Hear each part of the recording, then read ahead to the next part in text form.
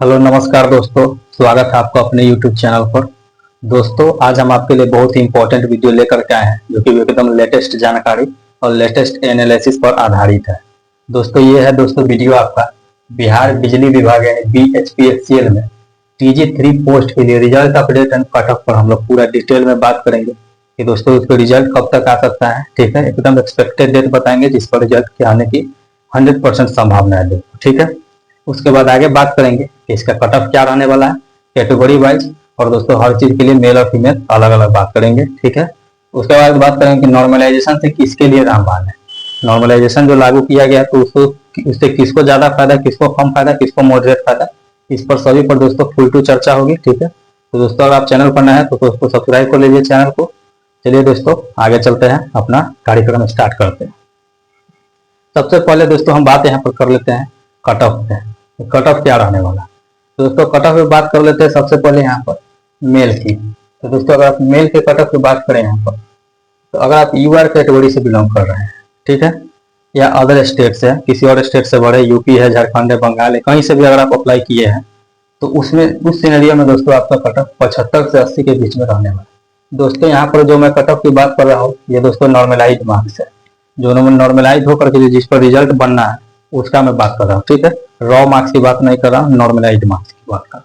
ठीक है, तो ये दोस्तों 75 से 80 नॉर्मलाइज मार्क्स है। ठीक है, उसके बाद आ जाइए दोस्तों लास्ट में हम एक और बात करेंगे कि जिसका नंबर हार्ड शिफ्ट के कारण में कम आया है तो क्या उसका रिजल्ट बनने की संभावना कितने परसेंट है, कैसे बन सकता है। ठीक है, उस पर भी बात करेंगे। आगे आ जाइए, यहाँ देखिए दोस्तों अगर आप EWS कैटेगरी से हैं तो 70 से 75 के बीच में आपका कट ऑफ रहने वाला है। ठीक है, मेल कैटेगरी के लिए बात कर रहे हैं। आगे आ जाइएगा यहाँ पर दोस्तों, तो देखिए अगर आप BC कैटेगरी से बिलोंग कर रहे हैं, ठीक है, तो BC कैटेगरी में दोस्तों आपको 68 से लेकर के 74 के बीच में आपका कट ऑफ रहने वाला है। ठीक है, आगे आ जाइएगा यहाँ पर अगर आप EBC कैटेगरी में बिलोंग कर रहे हैं, EBC कैटेगरी में 67 से लेकर के 72 के बीच में ही कट ऑफ रहेगा। एक चीज मैं दोस्तों आपको इंपॉर्टेंट बता दूं कि देखिए यहाँ पर एक चीज लिखा हुआ कट ऑफ वेरिएशन एक्सपेक्टेड +-2। इसका मतलब क्या है, इसका मतलब यह है कि जो मैं कट ऑफ बता रहा हूँ ये तो नॉर्मलाइज मार्क्स बता रहा हूँ, एक्चुअल कट ऑफ जब आएगा, रिजल्ट आएगा तब आएगा दोस्तों। तो दोस्तों उसमें आपको 2 नंबर ज्यादा या 2 नंबर जो मैं बता रहा हूँ उससे 2 नंबर आगे 2 नंबर पीछे आप लेकर के चल सकते हैं। इसी के रेंज में दोस्तों फॉल करेगा, जो भी कट ऑफ होगा इसी के रेंज में होगा। ठीक है, तो आप लोग इसी रेंज में है तो सेफ है एकदम। ठीक है, चलिए आगे बात करते हैं। आपको पता चल गया हम जो ये लिखे हैं इसका मतलब क्या है। टोटल पोस्ट दोस्तों 2156 है। चलिए आगे चलते हैं। SC की बात करें दोस्तों, यहाँ पर SC कैटेगरी में दोस्तों आपको 65 से लेकर के 70 के बीच में आपको देखने को मिलेगा कट ऑफ। ठीक है, ST कैटेगरी की अगर बात करें यहाँ पर दोस्तों, ST कैटेगरी में 60 से लेकर के 64 के बीच में आपको कट ऑफ देखने को मिलेगा। ये तो बात होगी मेल कैटेगरी के लिए। फीमेल कैटेगरी के लिए भी सेपरेट हम कैटेगरी वाइज बात करेंगे। ठीक है, कि उनका क्या कट ऑफ रहने वाला है। आगे आ जाइए यहाँ पर दोस्तों यहाँ पर देखिए फीमेल कैटेगरी के लिए यानी गर्ल्स के लिए अगर आप UR से हैं या गर्ल्स में आप अदर स्टेट से भी भर सकते हैं, तो अदर स्टेट से भी भरा है गर्ल्स, तो उनके लिए भी दोस्तों सेम है। यहाँ दोस्तों आपका 70 से 75 नंबर रहने वाला है। UR का गर्ल्स का दोस्तों 70 से 75 नंबर। अगर EWS की बात करें यहाँ पर भी दोस्तों आप कट ऑफ वेरिएशन एक्सपेक्टेड +-2 लेके चलेंगे। 70-75 जो बोल रहे हैं इसमें +2 या -2 लेके चल सकते हैं। ठीक है, लेकिन इसी के रेंज में रहेगा। ठीक है, आगे आ जाइए EWS कैटेगरी में आइएगा दोस्तों यहाँ पर, तो 65 से 70 इसमें भी +-2 वेरिएशन लेकर के चलना है। ठीक है, दूसरा अगर बात करें दोस्तों यहाँ पर BC कैटेगरी से, तो BC कैटेगरी में क्या है देखिए यहाँ पर 63 से लेकर के 68 के बीच में आपका दोस्तों कट ऑफ रहने का पूरा उम्मीद है, +-2 लेके चलना है। ठीक है, आगे आ जाए यहाँ पर दोस्तों EBC कैटेगरी में, तो आपको कट ऑफ 61 से लेकर के दोस्तों 66 के बीच में रहने वाला है। ठीक है, आगे बात करेंगे दोस्तों यहाँ पर SC कैटेगरी में, यहाँ दोस्तों 58 से लेकर के 64 के बीच में आपका कट ऑफ रहने वाला है। ठीक है, नेक्स्ट पे बात कर लेते हैं यहाँ पर अगर आप ST कैटेगरी से हैं तो 55 से 60 में आपका रहने वाला है। ये दोस्तों गर्ल्स के लिए बात किए थे जो ये ST गर्ल्स 55 से 60, SC गर्ल्स 58 से 64 दोस्तों। ये गर्ल्स का दोस्तों EBC 61 से 64, गर्ल्स का BC 63 से 68, गर्ल्स का EWS 65 से 70 और UR हो या अदर स्टेट हो तो 70 से 50। अब दोस्तों यहाँ जो नॉर्मलाइजेशन का हम बात करें ये सभी के लिए है, गर्ल्स के लिए हो, बॉयज के लिए, सभी के लिए है। ठीक है, मेल फीमेल दोनों के लिए। तो ये दोस्तों क्या लिखा गया है सबसे पहले इसको समझिए कि नॉर्मलाइजेशन जो होगा तो वो किसके लिए रामबाण है, किसके लिए फायदेमंद है। तो दोस्तों नॉर्मलाइजेशन किस आधार पर किया जाएगा। सबसे पहले कि नॉर्मलाइजेशन करने का आधार क्या है, किसको कितना नंबर देना है, इसका कोई आधार तो होना चाहिए। तो हम आपको बताते हैं कैसे होता है। देखिए यहाँ पर देखिएगा पेपर तीन कैटेगरी में बटा हुआ, ठीक है।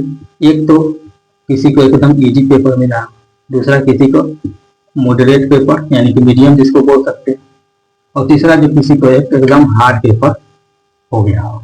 पढ़ाई सभी ने की है, लेकिन एकदम अगर इजी पेपर आ गया तो नंबर आपको भी पता है कि नंबर कोई भी आदमी थोड़ा ज्यादा उठा लेता है। और दोस्तों किसी को एकदम हार्ड मिल गया तो उसका नंबर आप लोग के नीचे आ जाता है कि कुछ क्वेश्चन उसको छूटेंगे। 10 नंबर का तो जरूर कम से कम वेरिएशन आपको देखने को मिल जाएगा। तो किसी को इजी शिफ्ट आया दोस्तों, तो अगर आप इजी शिफ्ट में, मॉडरेट में, हार्ड में, इसका कितना नॉर्मलाइजेशन किया जा सकता है हम इस पर बात करेंगे। यहीं से आपको पता चल जाएगा इसके लिए रामबाण है। चलिए आते हैं आगे बात करेंगे दोस्तों यहाँ पर कि अगर आपका इजी शिफ्ट में था तो 0 नंबर से लेकर के 2 नंबर तक आपका नॉर्मलाइजेशन हो सकता है। इसका क्या मतलब है कि 0 से 2 नॉर्मलाइजेशन होगा। होने के लिए देखो आपको जैसे कि 70 नंबर है, इजी शिफ्ट में था 70 नंबर, आपका 1 नंबर ही नॉर्मलाइजेशन ना हो। होने के लिए आपका 70 है, 1 नंबर हो गया 71 हो गया, 1 नंबर हो गया 2 नंबर 72 हो गया। तो इस प्रकार से हो सकता है, मतलब होने के लिए 1 नंबर भी ना हो तो 70 का 70 ही रह जाएगा। होने के लिए 1 नंबर हुआ था 71 और मैक्सिमम 2 नंबर, इससे ज्यादा नहीं, क्योंकि आपका शिफ्ट इजी है तो नॉर्मलाइजेशन कम ही होगा, ठीक है। उसके बाद आगे आ जाइए यहाँ पर दोस्तों, आगे बात कर लेते हैं। देखिए इसमें क्या है दोस्तों, मॉडरेट में बात करें तो मॉडरेट वाला के दोस्तों 5 नंबर से लेकर के 7 नंबर के बीच में, मतलब मिनिमम अगर मॉडरेट में आपका पेपर आया है तो 5 नंबर मिनिमम बढ़ेंगे और मैक्सिमम 7 नंबर तक बढ़ सकते हैं, ठीक है। आगे आ जाइए हार्ड में। हार्ड में अगर बात करें यहाँ पर दोस्तों तो 10 से 12 नंबर, 10 से 12 नंबर दोस्तों आपको बढ़ेंगे, ठीक है। 10 से 12 नंबर बढ़ने के पूरे चांस है, मतलब मिनिमम 10 नंबर और मैक्सिमम 12 नंबर, ठीक है। इस प्रकार से बढ़ने का पूरा चांस है। अब एक सीनरी देख लीजिए दोस्तों, एक तो हम पूरा अंदाजा लगाए हैं। अब किसी बच्चा है जिसी को इजी पेपर मिला और वो लेकर के आ गया, मान के चलिए कि 75 नंबर। हम यूआर से अभी एग्जाम्पल लेकर के चल रहे हैं, ठीक है।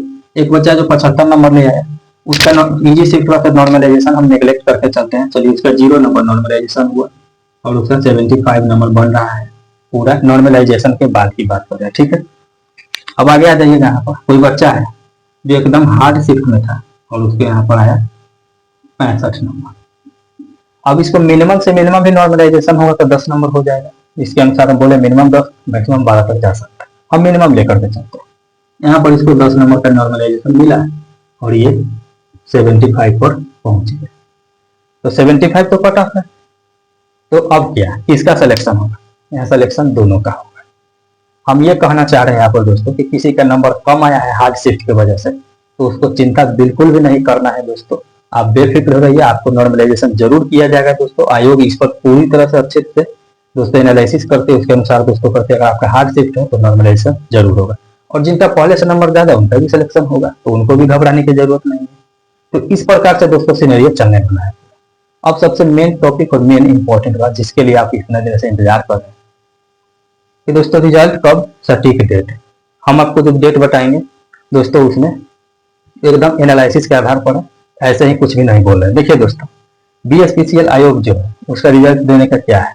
देखिए सबसे पहले जेई का वैकेंसी दिया था, जेई के एग्जाम दिया, ठीक है। उसके बाद दोस्तों सीसी हो गया या स्टोर असिस्टेंट, ठीक है। उसके बाद दोस्तों यहाँ पर आ जाइएगा, उसके बाद क्या हुआ है, टेक्नीशियन का हुआ है, TG 3 का।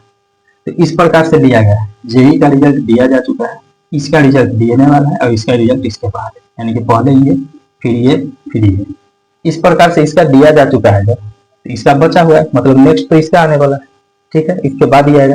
तो अभी जो है सितंबर महीना है, इसमें आप एक्सपेक्ट कर सकते हैं कि सितंबर लास्ट में कोरेस्पेंडेंस कलर पर स्टोर असिस्टेंट का रिजल्ट आ जाए। नेक्स्ट बात करेंगे कि TJ 3 का कब, तो दोस्तों अक्टूबर महीने में दोस्तों यहाँ पर फर्स्ट वीक हो से लेकर के सेकेंड वीक, ठीक है, इसके बीच में दोस्तों आपको रिजल्ट देखने को मिल जाएगा TJ 3 का, टेक्नीशियन ग्रेड 3 का। क्योंकि इसके बाद इसको आना है फर्स्ट में मिल जाए, या तो फिर फर्स्ट वीक में आ जाए या तो फिर सेकेंड वीक में आ जाए, ठीक है, यानी कि मिड ऑफ लास्ट डेट आप मान के चलिए कि मिड ऑफ अक्टूबर तक आपका रिजल्ट कंफर्म आ ही जाएगा। ठीक है, तो दोस्तों इस प्रकार से रहने वाला है आपका पूरा सिनेरियो। हम आपको बता दिए कि एक्सपेक्टेड क्या रहने वाला है, कट ऑफ बता दिए। दोस्तों इसी प्रकार से चैनल से जुड़े रहिए, कोई भी इंपॉर्टेंट जानकारी कोई भी चीज यहाँ पे आती है तो आपको बताया जाएगा। प्रैक्टिस सेट भी दोस्तों डेली बेसिस पर करंट अफेयर सभी यहाँ पर डाले जाते हैं, तो अगर आप चैनल से जुड़ जाएंगे तो आपको बहुत बेनिफिट होने वाले हैं। ठीक है दोस्तों, तो दोस्तों इसी प्रकार से बने रहे चैनल पर, भाई को थोड़ा सपोर्ट करते रहिए। मिलते हैं नेक्स्ट वीडियो में, तब तक के लिए धन्यवाद।